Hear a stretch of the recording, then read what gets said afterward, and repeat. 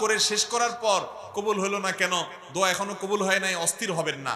যদি অস্থির হন, তাড়াহুড়া করেন, তাহলে সেই দোয়ার কোনো লাভ আপনি পাবেন না। দোয়া কবুলের তিনটা ধাপ আছে ভাই। একটা ধাপ হলো আপনি যে জিনিসটা চাইছেন হুবহু সেই জিনিসটাই পেয়ে গেলেন, এটা একটা।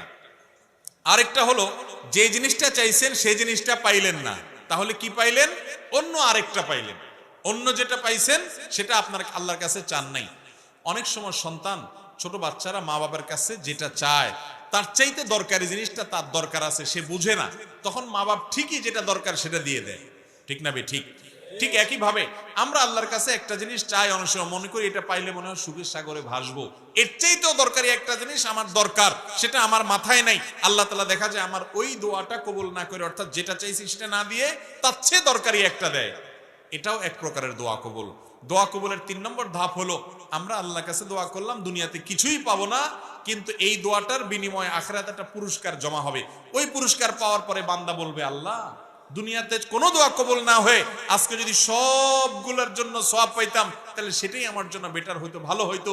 দুনিয়ার দোয়া যে কবুল হয়েছে সেটা তো মৃত্যুর সঙ্গে সঙ্গে দোয়ার যে উপকারিতা শেষ, আখিরাতে যেটা জমা আছে এটা তো অনন্ত অসীম কাল পর্যন্ত আমি ভোগ করতে পারবো।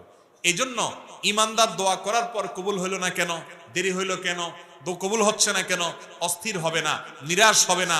দোয়া এই কথা চিন্তা করে যে কবুল হয় না তাহলে ছেড়ে দেই, এই চিন্তা করে দোয়া ছেড়ে দিবে না।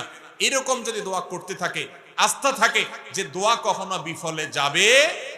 আপনার যদি হালাল উপার্জন থাকে, আপনি যদি হালাল ভক্ষণ করে দোয়া করেন, আপনি যদি আল্লাহর কাছে হারাম কোনো দোয়া না করেন, আপনি যদি দোয়া করার পরে হুলস্থুল না করেন কবুল হলো না কেন এই কথা বলে, আপনি যদি আল্লাহর কাছে কায় মনোবাক্যে অন্তরের গভীর থেকে বিনয়ের সাথে, মনোসংযোগের সাথে, খুশুর সাথে, আন্তরিকতার সাথে আল্লাহর কাছে যদি দোয়া পেশ করেন, দোয়াতে যদি নবী সাল্লাল্লাহু আলাইহি ওয়াসাল্লাম দুরূদ পেশ করেন, আল্লাহর প্রশংসা করেন, আপনার ওই দোয়া গুলি মিস হলেও মিস হওয়ার কোনো কারণ নাই।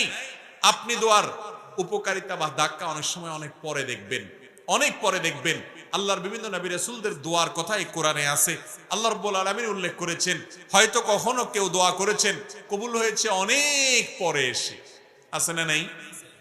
আমরাও নিজেরা যখন দোয়া করি খেয়াল করবেন, শেখ শারাবি রাহিমাহুল্লাহ তিনি একটি কথা বলতেন যে আমরা অনেক সময় দোয়া করার পর দেখা যায় দোয়া করছি আরো 10 বছর আগে, এরপরে আমি ছেড়েও দিছি দোয়া, ভুলেও গেছি দোয়া যে করছি, 10 বছর পরে সেই জিনিসটা পেয়ে গেছি যেটা আমি 10 বছর আগে আল্লাহর কাছে চাইছিলাম। এরকম অনেক সময় হয় কি হয় না?